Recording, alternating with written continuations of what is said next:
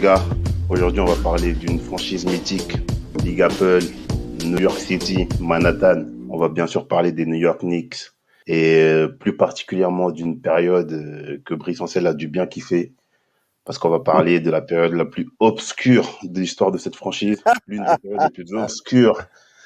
Je t'entends déjà rigoler, Damas. Oui, On va parler oui. des New York Knicks façon Isaiah Thomas.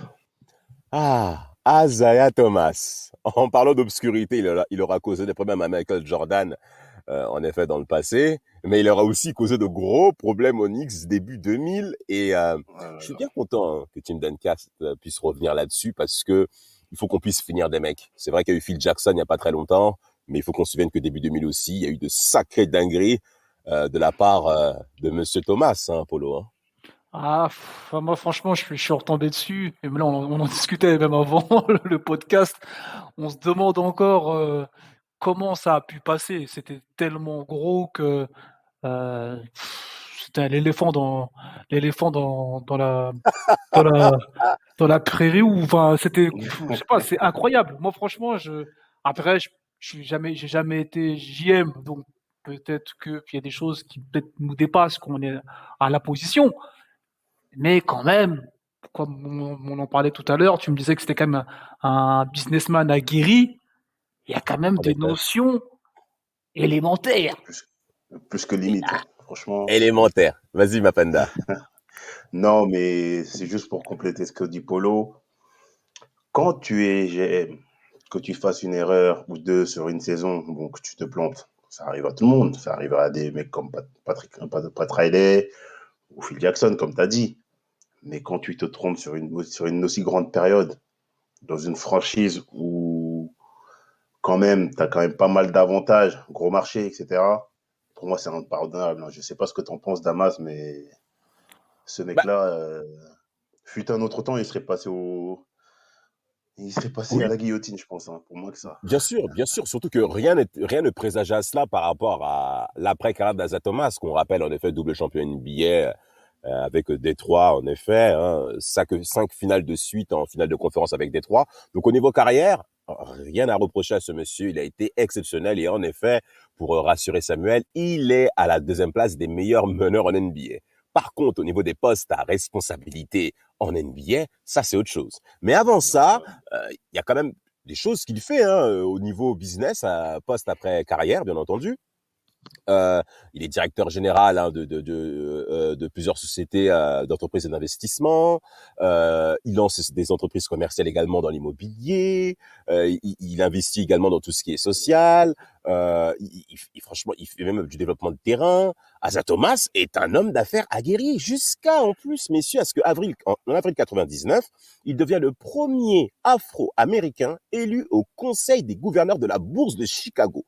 C'est important que je parle de ça, parce qu'après, il occupe un poste de général manager, bien entendu. Et quand vous avez déjà une mainmise sur le monde des affaires, croyez-moi, ça avantage les choses. Quand il faut passer certains contrats et certains accords, on passera par vous et pas par d'autres. En plus de ça, il attaque par la suite, si vous me permettez, la partie NBA, notamment avec les Raptors. Donc, il est également un copropriétaire, président exécutif. Tu as des infos par rapport à ça, hein, Mapenda, hein, sur les Raptors? Tu es peut-être enchaîné, je crois. Non, moi j'allais plus parler du côté businessman et du rôle aussi qu'il joue pour le On développement t'écoute, du basket à Chicago. Mais bien sûr. sur la partie Raptors, je n'ai pas non plus masse d'informations sur cette partie-là. Ben, c'est également dans le même concept que Chicago. Bon, là, c'est un peu plus poussé par contre par rapport aux Raptors parce qu'il devient vice-président exécutif concrètement des Raptors. Il est même copropriétaire, donc il est actionnaire minoritaire également de la franchise. Et surtout, il va être à la tête également de certaines drafts importantes pour les Raptors, avec la draft de Damon Stoudemire, d'accord, qui va être rookie de la ligue en 96, donc la draft de 95, Marcus Camby, la draft 96, et Tracy McGrady également. Okay, donc il a certains. Donc c'est vrai que les Raptors avaient des résultats pittoresques, plus qu'exécrables au tout début de leur process, ce qui est normal après leur création. Mais on peut lui mettre à son compte, à son actif, l'arrivée de ces trois grands joueurs NBA qui ont quand même marqué notre période. Et en plus de ça, après en 99, il quitte. Non, en 98, pardon, il quitte l'organisation Raptors pour s'attaquer directement aux affaires et il va aller aux Pacers. Ah, c'est pour ça que tu connais Hein? bien le moustique. Je comprends mieux. Et Hein? qu'est-ce qu'il y fait aux Pacers? Oh, bah écoute, il lance quand même un certain Jermaine O'Neal quand même, hein? Ron Mhm. Artest après le trade, après les Bulls. Celui Donc qui va moi le j'ai chercher à apprécié. Portland? Exactement. Non, non, non, c'est pas lui. C'est pas lui. C'est plutôt Larry Bird qui fait le nécessaire. Mais il est quand même présent en tout cas, il va clairement bonifier la carrière de Jermaine O'Neal, où il va mettre MIP et consort, notamment en 2002, je crois. Ouais, 2002. Mais en tout cas, Exactement. par rapport à Isaiah Thomas, il sera vraiment reconnu du côté d'Indiana. Donc il fait 2000 à 2003 à Indy. Malheureusement, 3 éliminations successives au premier tour. Larry Bird, qui est président des opérations basket, ne peut pas le supporter et le met à la porte concrètement de ses responsabilités aux Pacers, malgré en effet la bonne entente qu'il avait avec le vestiaire des Pacers à l'époque. Je me souviens de Jermaine O'Neal, Reggie Miller justement soutenait la partition Isaiah Thomas au coaching. Mais en effet, cette 3 éliminations au premier tour, ça passe pas pour Larry Bird. Et surtout, Larry Bird mettre dehors Isaiah Thomas quand il en a l'occasion. Eh ben, écoutez, il va pas s'en gêner après ce qui s'est passé 14 à 15 ans plus tôt. Viens maintenant, messieurs, là, je vous laisse la parole. La partie Knicks. Qu'est-ce qui se passe aux Knicks? Pourquoi on en est là? Et déjà, où en sont les Knicks, Polo? Bah, après, les Knicks, c'est un peu, je pense que c'est l'après Wing. Ils essaient de remettre des choses en place pour que la franchise renaisse de ses cendres, hein. C'est-à-dire que ils ont un passé glorieux. Donc le but, c'est de redorer le blason. Et comme le disait Mapendo au début du podcast, c'est quand même une place forte du basket. Donc ils ont tout intérêt que ça tourne, que ça soit attractif pour pouvoir générer des bénéfices, gérer de l'attractivité. Donc je pense qu'ils essaient de me remettre en place un collectif qui fonctionne, en essayant de faire des trades, en essayant de faire des actions pour que ça reparte. Ouais, exactement. En plus de ça, pour compléter ce que tu dis, Polo, avant qu'il arrive, la saison juste avant, ils sont quand même, comme tu as dit, c'est l'après Ewing. Bon, l'après Ewing, c'est pas le pire, vu ce qui va suivre, puisqu'ils arrivent quand même à aller en playoff quelques fois. Mais la saison juste avant que Thomas arrive, donc la saison 2002, c'est une saison difficile. Il y a Van Gundy, du coup, qui part en cours de saison parce que les résultats sont pas là. Et ils finissent avec un bilan négatif, donc de 37-45. Et surtout, c'est la première fois depuis 15 ans que l'équipe ne fait pas les playoffs. Donc je ne sais pas si on se rend compte Ah, ça fait mal. Ça fait mal. dans quel bourbier il arrive aussi à Isaiah Thomas à ce moment-là. Donc une Ah ouais, place forte comme New York, comme le dit Polo, qui est habitué au jeu des playoffs, au final de conférence, au final NBA, bien sûr. qui en 15 ans se retrouve pour la première fois à ne pas faire les playoffs, ça avait fait beaucoup de bruit à l'époque. Donc, du coup, les propriétaires vont chercher Isaiah Thomas après cette bonne présentation par Damas. Et donc, au début, je pense que la première année, je pense que, je sais pas ce que vous en pensez, mais ça se passe plutôt correctement. C'est pas non plus la folie, mais ça se passe bien. Il prend un coach, Lenny Wilkins, qui est en plus le recordman à ce moment-là des victoires, Bien sûr. avec le plus grand nombre de victoires en NBA. NBA. Ouais, c'est ça. Il va trader Tim Thomas, le pivot, contre Van Alors Horn. le pivot, c'est plutôt un ailier qui devient pivot aux Suns de Oui, Phoenix oui, exactement. avec sa musculature et des bras incroyables qu'il avait la série de playoffs 2006 contre, je me souviens bien, contre les Lakers. Mais à la base, c'était un Exactement. ailier, hein. C'était Oui, à la clairement un base, c'est un ailier allié. fort. Ouais, ouais, ouais. Ouais, c'est ça. Donc, il le trade pour récupérer Van Horn et Ouais, plus Kevin Horn. un jeune pivot qui s'appelle Nazar Mohamed. Un mec qui fera le bout du banc dans des années, dans les années plus tard aux Bulls.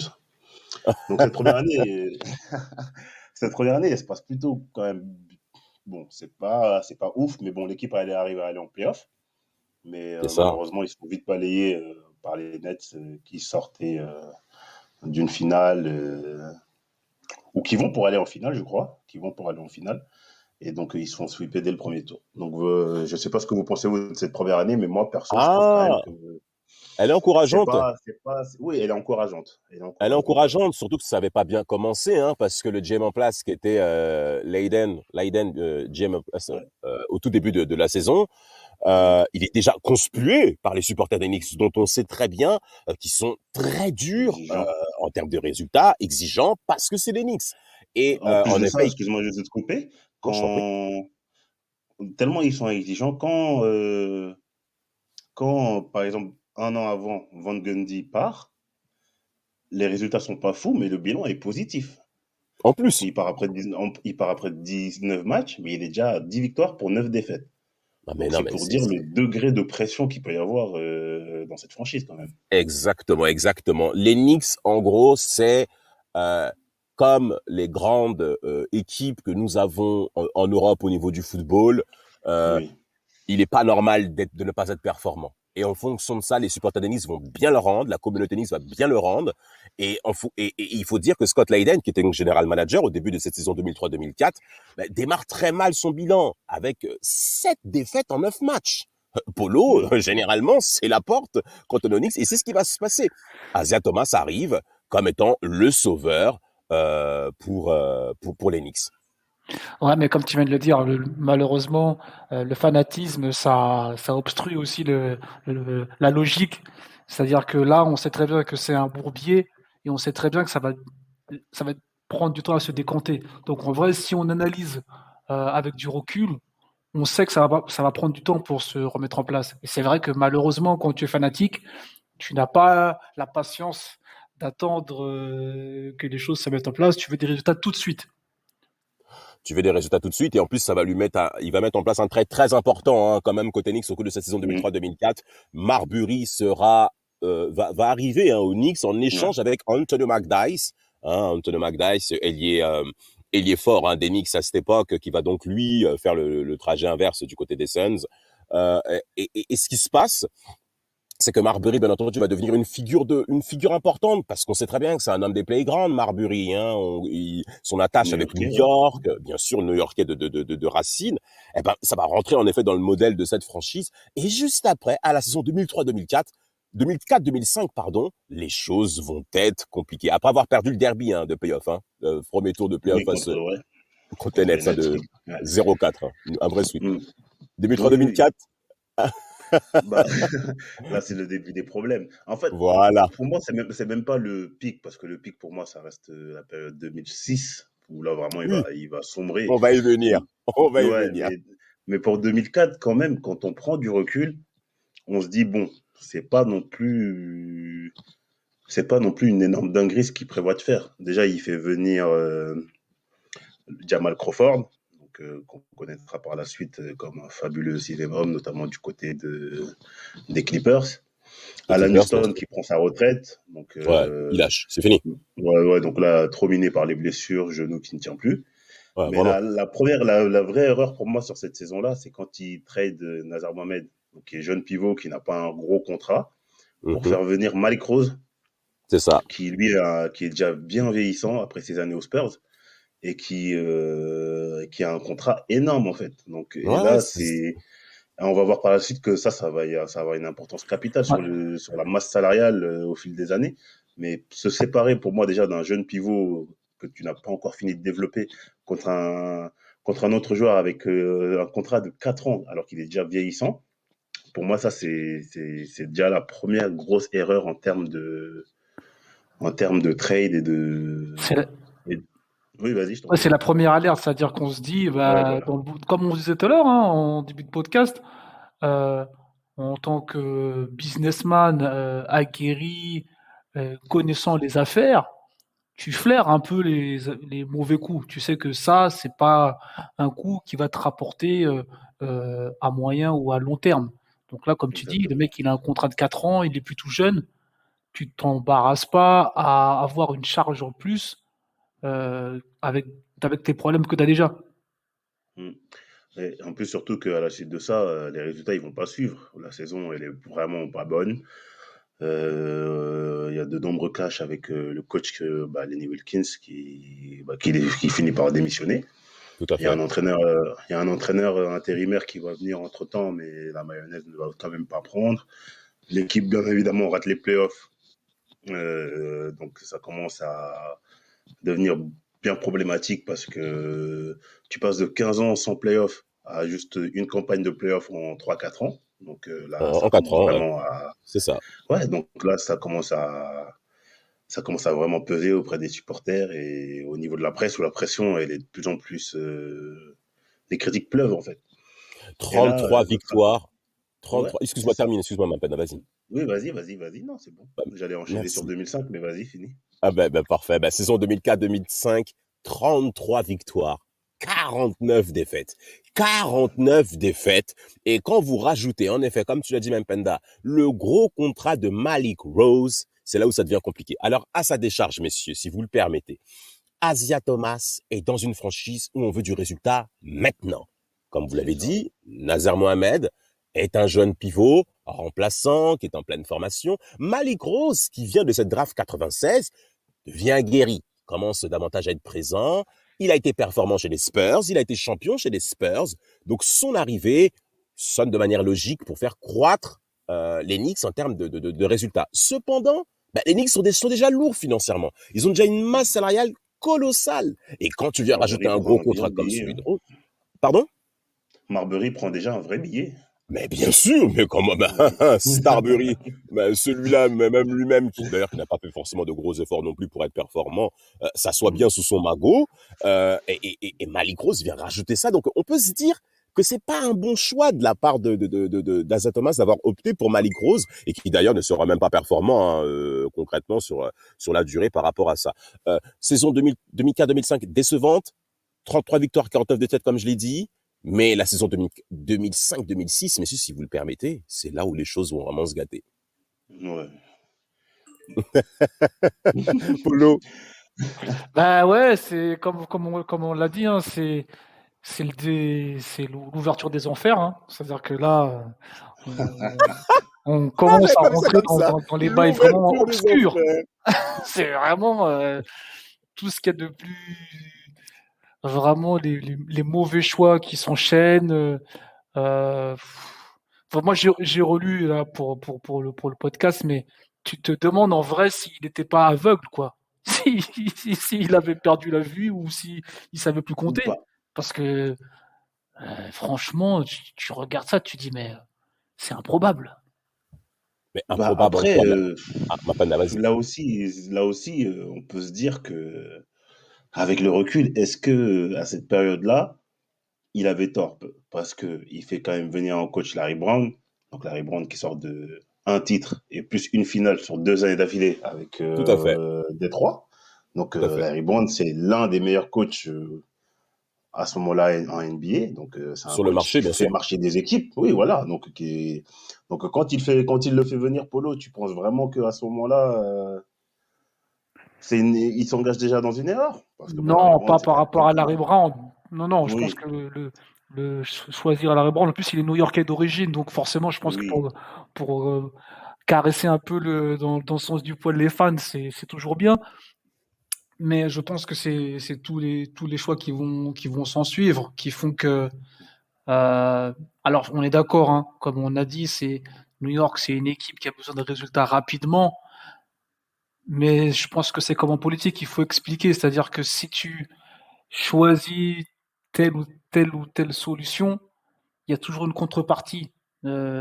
Et là, je suis désolé, enfin moi C'est le je le revers de la dis, hein, médaille. je vois, il y a des choses, on en parlait en rigolant avec Dabaz avant, mais ne serait-ce que les tests de santé, toutes ces choses-là, Ah, ah. tu peux pas passer à côté. Enfin, c'est comme si tu vas chez ton médecin et ton médecin il oublie de t'autosculpter la partie où t'as mal. C'est pas possible. Alors qu'il fait tout le reste. Il te laisse sortir de son cabinet. Mais monsieur, vous n'avez besoin de rien. Non, attendez, On m'arrête, monsieur, je suis on venu, m'arrête à j'avais Dieu, mal mais. et je ressors et j'ai toujours mal. C'est pas possible.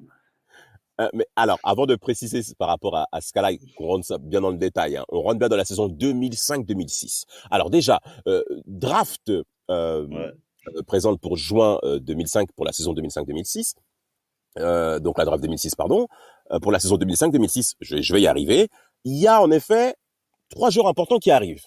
Et c'est là où moi, par contre, je vais aller à l'opposition de vos propos, messieurs.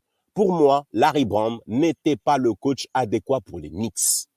Non, mais moi, Pourquoi? j'allais y venir aussi. Ah, toi aussi, tu étais d'accord avec moi? Ok, Oui, je vais oui, oui, développer mes oui. propos avant que tu y arrives. le roster, l'effectif des Knicks, selon moi, n'était pas assez performant et adapté par rapport au profil de Larry Brown. Larry Brown, on l'a bien vu notamment quelques années avec Darko Milicic, qui l'a clairement pressionné comme un citron, n'est pas adapté pour les jeunes joueurs. Et quand on voit l'effectif des Knicks pour la saison 2005-2006, c'est pas le cas. David Lee est drafté, c'est quand même le rayon de soleil concrètement de cette franchise durant toute la période d'Isaiah Thomas. Il a toujours été performant. Il y a surtout Nate Robinson, The Kryptonite, qui va clairement souffrir avec Larry Brown. Hein. Il va même dire, oui, voilà, avec Larry Brown, il a détruit mon identité, il a détruit mon image, il m'insultait quand je faisais des erreurs, il me parlait mal. Mais comment voulez-vous vous développer quand vous avez affaire à un coach qui ne vous met pas en confiance quand vous êtes un jeune joueur, surtout dans le monde impitoyable qu'est la NBA? Je suis désolé, ça ne fonctionne pas comme ça.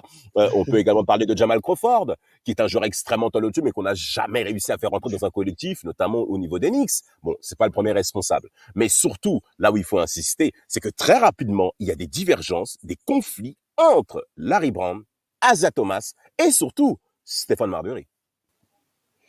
Ouais, bah oui, parce que Stéphane Marbury commence à jouer la starlette. Il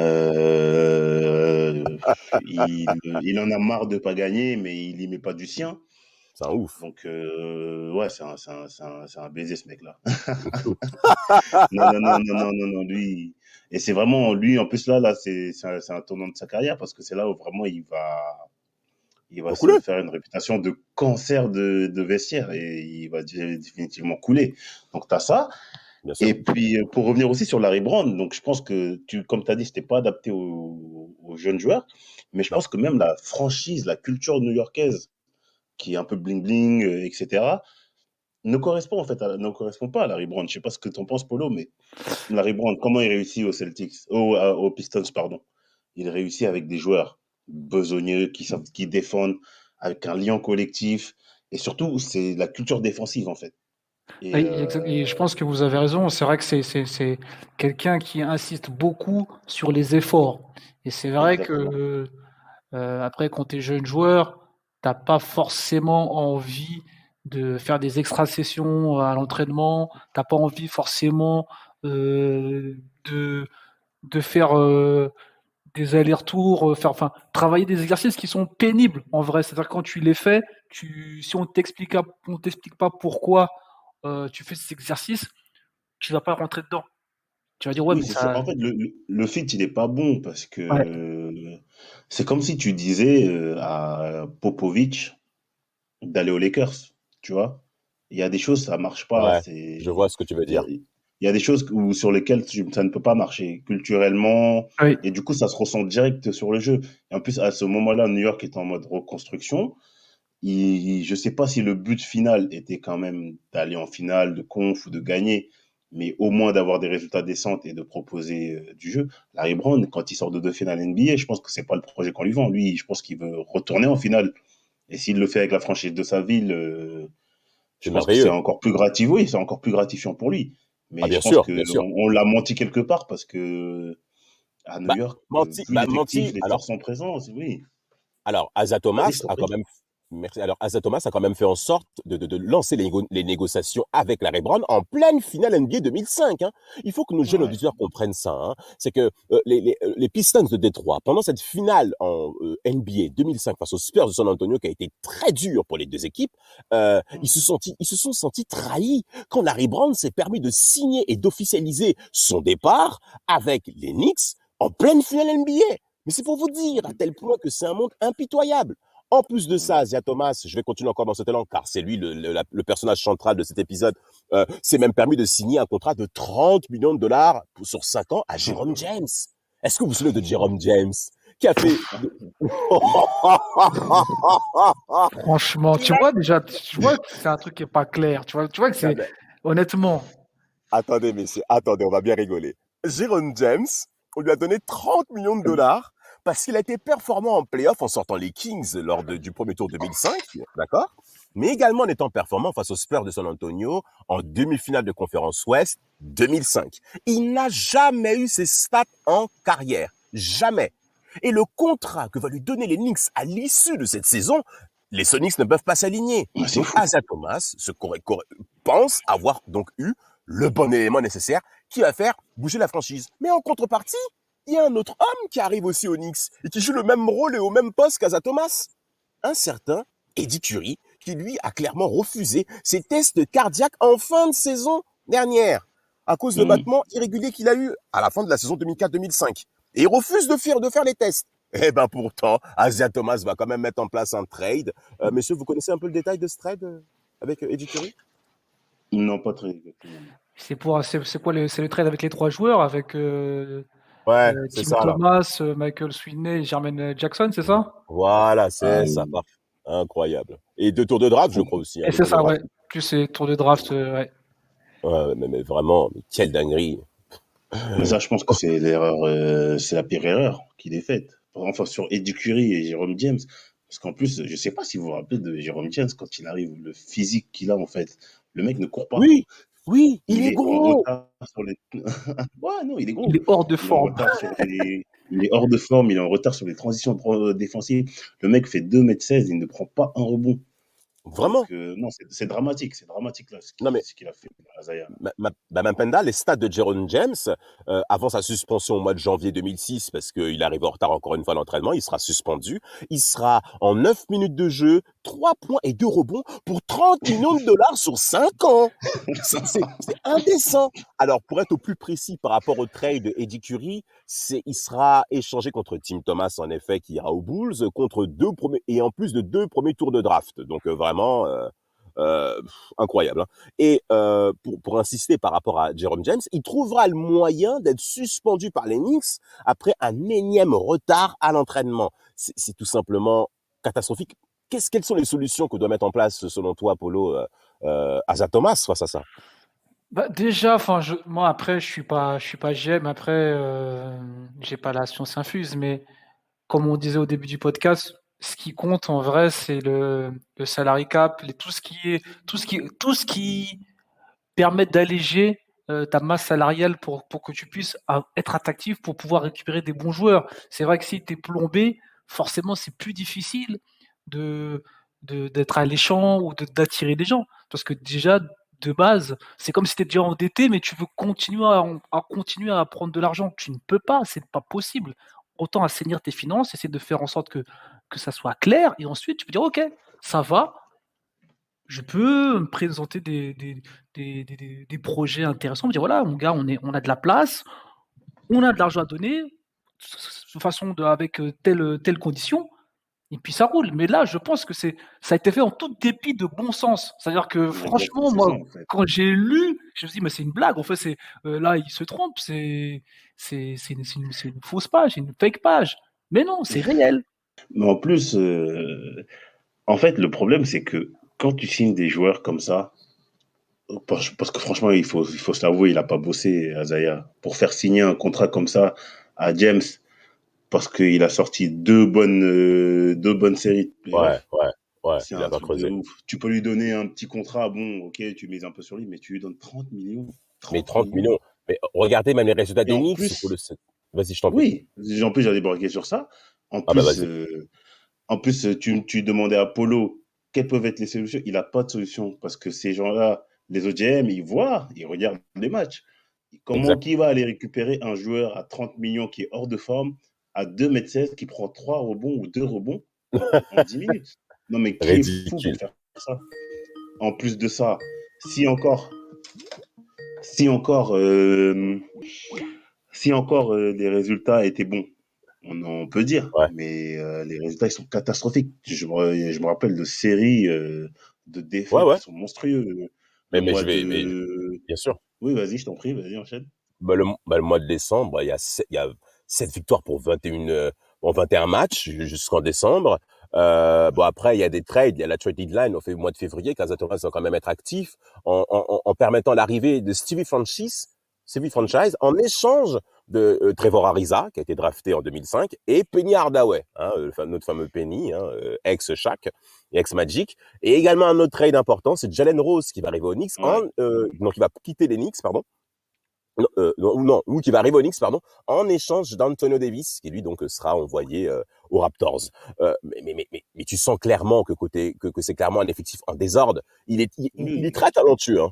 mais il n'y a pas de cohésion. Il n'y a vraiment pas de cohésion. Bah, Et en fait, excuse-moi de te couper. En fait, tu sens que le gars essaye de rattraper ses erreurs en se disant, je vais prendre des vétérans quand même qui ont vécu, histoire de exact. stabiliser, histoire de remettre un peu d'ordre. Mais en fait, le mal, il est beaucoup plus profond que ça. Parce que tu peux ramener n'importe quel vétéran. En fait, ces trades-là, le mec qui est derrière, on parlait tout à l'heure d'un David Lee. Le mec, il est Mhm. drafté en 30e choix, qui lui fait ses matchs, fait ses bonnes entrées. Bien sûr, bien Mais, sûr. mais il touche 30 fois moins qu'un mec qui est hors de forme. C'est Donc, incroyable. tu peux Quel faire venir, ouais, désordre. tu peux faire venir n'importe quel vétéran, Jalen Rose, qui est un bon joueur, qui a fait une belle carrière. Mais le mal, pour moi, il est beaucoup plus profond que ça. Mais pour terminer, par rapport à cette saison 2005-2006, il y aura 22 défaites en 28 matchs, d'accord, entre mars et avril. Incroyable. La période de l'année où on est censé être performant pour arriver en playoff, les Knicks, c'est tout le contraire. 22 défaites en 28 matchs et ils vont terminer avec un bilan de 23 victoires et 59 défaites. C'est le deuxième plus mauvais bilan de la Ligue de cette saison 2005-2006. Les répercussions, Polo, sont forcément incontournables. Bah oui, incontournable, hein. De toute façon, là, on est obligé de licencier le coach, hein. De toute façon, là, là, tout ce qu'on peut dire, c'est qu'il n'a pas la carrure pour faire en sorte que l'équipe tourne. Donc forcément, on joue la carte fusible, hein. C'est-à-dire que là, on fait sauter le fusible pour essayer de pas brûler la maison, quoi. Non, mais en plus, le pire, hein, le pire, mais le mec qui fait, non, mais c'est un truc de fou, que ça, quand même. Le mec, il fait toutes ces dingueries, il réussit à faire sauter le coach, bon, c'est lui qui décide. Il a rien d'autre de mieux qu'à se dire, c'est, je me mets moi en tant que coach. Je sais pas si vous vous rendez compte, en fait. Non, mais ça, concrètement, mais quel manque de clairvoyance, de lucidité. Larry Non, mais c'est. Brown, il lui reste 4 ans de contrat. On le vire. Et il va donc recevoir un chèque de 18 millions de dollars. Il reste 18 millions de dollars à payer à Larry Brown après l'avoir viré, en effet, été 2006. Mais le problème, c'est que déjà la masse salariale des Knicks est déjà conséquente. C'est la première de la ligue. Donc vous êtes le deuxième plus mauvais bilan de la ligue. Oh, pauvre Brice, quand il va entendre cet épisode, il est le deuxième plus mauvais bilan de la ligue. Et c'est la masse salariale la plus élevée, avec 120 millions de dollars que vous devez payer tous les ans à des mecs qui vous positionnent comme étant la deuxième plus mauvaise équipe en NBA. C'est tout simplement, mais c'est indécent. C'est proprement scandaleux. Et c'est les Knicks, en effet, qui va couvrir qui vont donc produire ce genre de phénomène. Incroyable. En plus de ça, je crois qu'il y a des faits divers importants pour Asa Thomas qui viennent aussi à son encontre, hein. Ouais, je crois qu'il y a des affaires d'accusation de viol, non? C'est ça, c'est ça, c'est Mm. ça. Ouais. En effet, donc il y a ça qui vient à la surface. Donc, comme tu l'as dit, il vient en tant que coaching. Concrètement, il prend la position de l'agneau sacrifié. Qu'est-ce qui lui prend pour vous de faire un tel choix? Qu'est-ce qu'il veut montrer, en fait? Bah, il veut montrer qu'en fait, pour moi, mes choix étaient bons, sauf que les coachs n'ont pas fait le travail. Donc là, je vais vous montrer ce que vous allez voir. Mais là, je pense que c'est plus du narcissisme et le fait que Absolument. il joue encore sur son nom, en fait. Pour moi, il joue encore sur le nom, sur le fait qu'il ait une grande carrière et et en plus de ça, pour moi, c'est une manière de se dédouaner de tous les contrats toxiques qu'ils ont signés sur les années auparavant. Et donc là, il se dit, en fait, il abat sa dernière carte. Je me mets en coach et je vais montrer que tout ce qui s'est passé avant, c'est pas de ma faute, c'est que les mecs qui étaient en dessous de moi étaient pas bons. Moi, je l'interprète comme ça. Polo, cette saison 2006-2007, on continue dans la même vitesse encore côté Knicks, hein, c'est-à-dire en première. Ouais, mais comme il l'a dit, c'est en vrai, tout le monde, enfin, là, il se dédouane complètement, alors qu'on sait très bien que le mal est profond et tu fermes les yeux. C'est-à-dire que tu es là, tu vois que ta voiture va dans le ravin, mais tu continues. Tu dis pas non, c'est n'importe quoi, il faut essayer de tirer sur le frein. Non, tu continues à tambour ouvert, tu y vas, des altercations, des bagarres, Ah, un quelle esprit, bagarre! un esprit vraiment délétère, vraiment des trucs. Tu sens qu'il y a de la tension et c'est de la tension qui est aussi palpable parce que c'est une grande équipe de base, c'est-à-dire que il y a une historique, donc en vrai, comme ils sont pas bons, ça met de la tension. Tu dis bah ouais, mais ils devraient être bons normalement, c'est les Knicks quoi. Oui, en Mais plus, tu parles de la bagarre. Pour moi, c'est tout sauf anodin. Parce que Isaiah Thomas, on connaît sa Exact. carrière, on sait comment ça se passait avec Détroit, on sait que c'était la castagne avec Bill Laimbeer, etc. Bon, on va pas refaire l'histoire, mais on connaît le personnage, on sait dans quel contexte il a évolué dans sa carrière. Et pour moi, en fait, le fait qu'il se retrouve coach avec toutes les dingueries qui ont été faites et que le fait que les résultats n'arrivent toujours pas à suivre et l'équipe montre une certaine agressivité, une certaine frustration, pour moi, c'est lui qui le fait passer à ses joueurs, en fait. Et là, on sent clairement que le mec, il est dépassé par les événements. Et donc, il n'a plus de cartes à jouer. Il s'est mis en tant que coach en espérant peut-être un miracle de je sais quel saint que Damas pourrait nous citer. Pas mal, pas mal, pas mal, pas mal. Ouais, donc pour moi, en fait, c'est lui qui transmet ces mauvaises ondes et la bagarre au Madison contre Denver, avec les J.R. Smith et Melo, qui sont certes pas des lumières, mais c'est pas des enfants agressifs, ces enfants-là. Donc pour moi, ça traduit vraiment quelque chose de De vraiment malsain. très palpable, en fait. Ouais, Vraiment de malsain dans cette exactement. franchise. Isaiah Thomas ne va jamais réussir à transformer l'état d'esprit de cette équipe-là, en la transformer en gagnante. Il faut savoir qu'au travers de cette bagarre-là, qui aura donc lieu au Madison Square Garden, entre les Nuggets de Denver et bien entendu les Knicks, Isaiah Thomas sera accusé d'avoir, on va dire, poussé ses joueurs Mais à très entraîner clairement. justement cette bagarre, hein, cette situation de brawl, qui va bien entendu rappeler l'événement qui est arrivé lors de la saison 2004-2005 contre les Pacers d'Indiana et Detroit Pistons, comme par hasard Detroit Pistons, Isaiah Thomas. Et donc, Exactement. on va tout lui mettre en lien. Hein. De toute manière, Isaiah Thomas euh, a toujours été le vilain petit canard. On se souvient de l'épisode avec les Jeux Olympiques 92, on va clairement l'écarter parce que on considère clairement qu'on n'a pas besoin de lui. Et les antécédents qu'il va avoir vont jouer justement sur cette absence. Et ça va encore une fois se répercuter dans des postes à haute responsabilité en NBA et en effet aux Knicks. Et par rapport à ça, la saison va être en effet décevante. Saison 2006-2007, 33 victoires, 49 défaites. Alors, dernier, encore une fois, fait d'armes qui va arriver. Du côté de la trade, du côté de la draft 2007, il y aura un échange majeur que les Knicks vont mettre en place avec les Portland Trail Blazers. Concrètement, Mhm. c'est Zach Randolph. Zach Ouais. Randolph, qui sera l'élément majeur de Zibo. cette Zibo, d'ailleurs à qui on réserve un épisode. En tout cas, on est obligé parce que moi, Zibo, je l'aime énormément. Des mains de velours Ouais. avec un corps incroyable.